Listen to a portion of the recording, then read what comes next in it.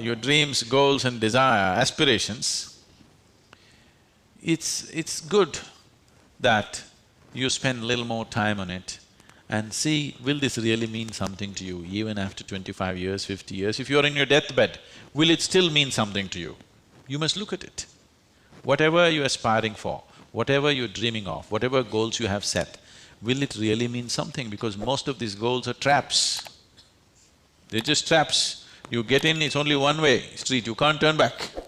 I want you to look at this, because many of them are older than you. You ask them what they dreamed of at 18, they're fortunate it didn't come true.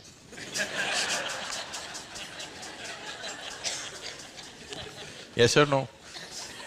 If everything that you desired and dreamed came true in your life, could you live with it? Fortunately, many of those things got filtered and never came true, isn't it?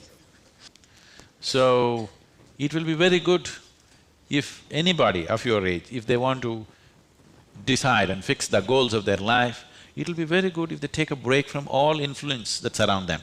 Social influences, family influences, other influences, withdraw somewhere, that's why an ashram.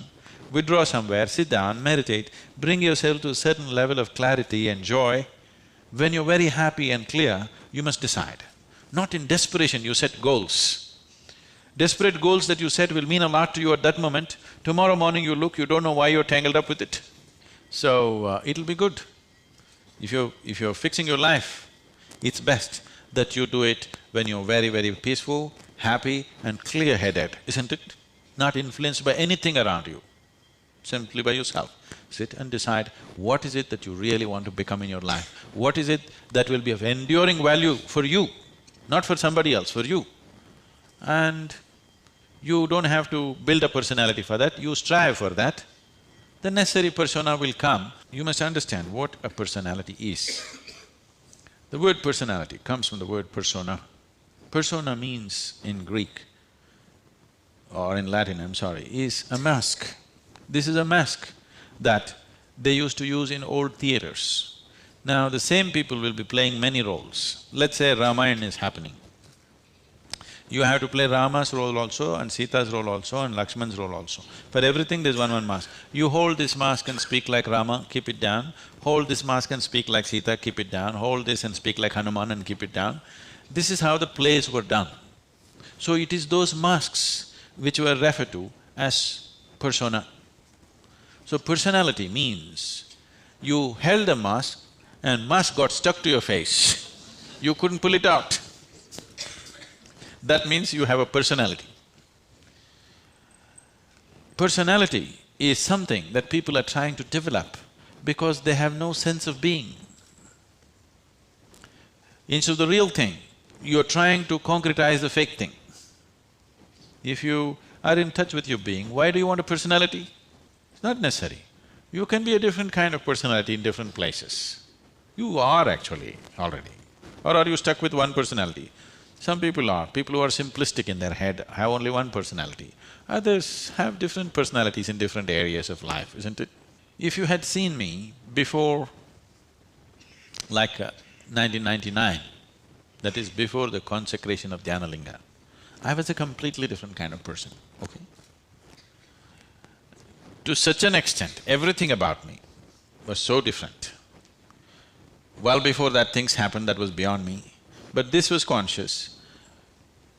At that time I was single-minded towards a certain purpose, I was in a certain way. So after…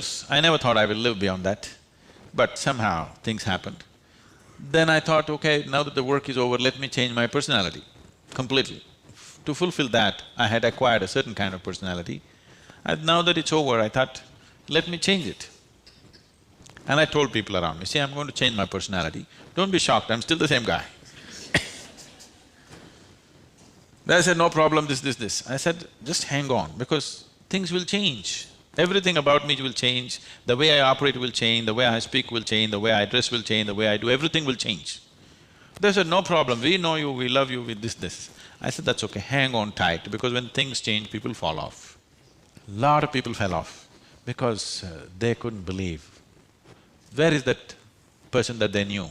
That person just evaporated, you know This is a new person. They can't identify with this new person.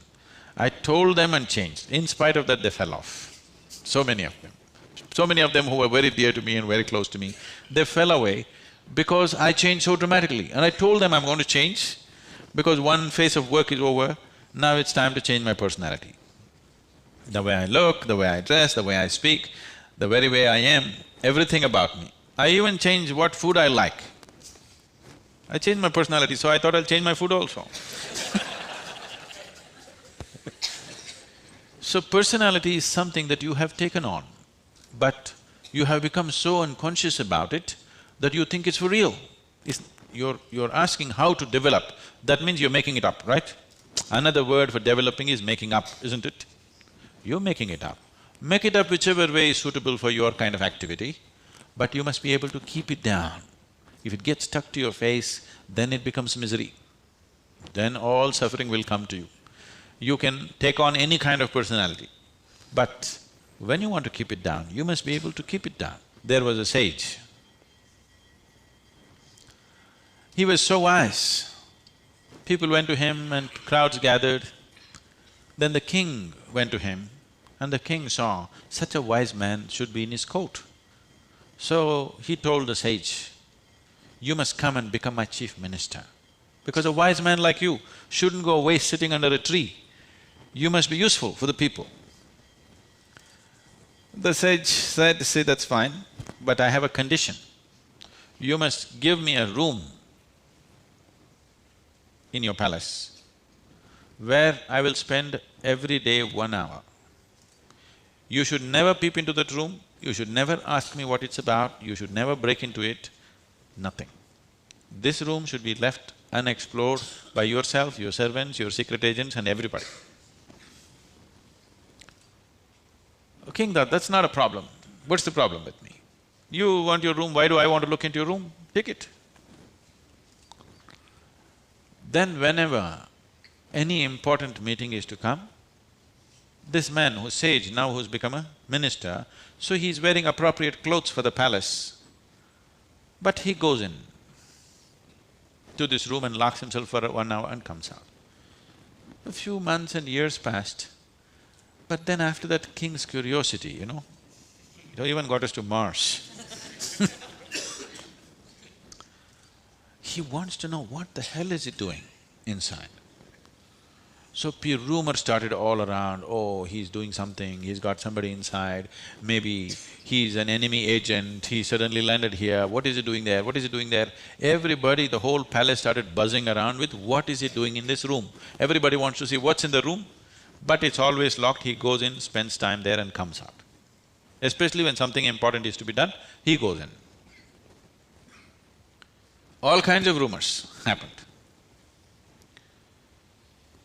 So, one day, king couldn't hold it. King asked this man, "I want to see what's in that room." He said, "Well, there's a promise you've given me. If you break the promise, I will leave." So he contained it. He doesn't want to lose the man. He's too wise. And then his other courtiers started talking, "How can you allow this? We don't know what's happening inside. It could be dangerous, it could be this, it could be that." One day when he was not there, they broke open the door and went inside. They looked around, the room is empty, no furniture, no nothing, just empty room. They looked, nothing. Then what does he do here? Then in one corner they saw very, worn out clothing hanging there and a begging bowl. They went. They couldn't make out what this is. Then he came in. He said, "Well, you wanted to see, you have seen." The king asked, "What do you do here?"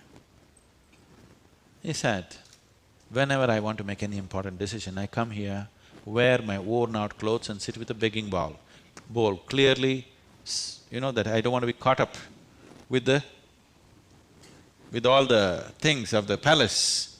I want my wisdom not to be lost in these clothes and in this jewelry and in this stuff. So I come here, wear those clothes, sit with my begging bowl, make the decisions and then come out.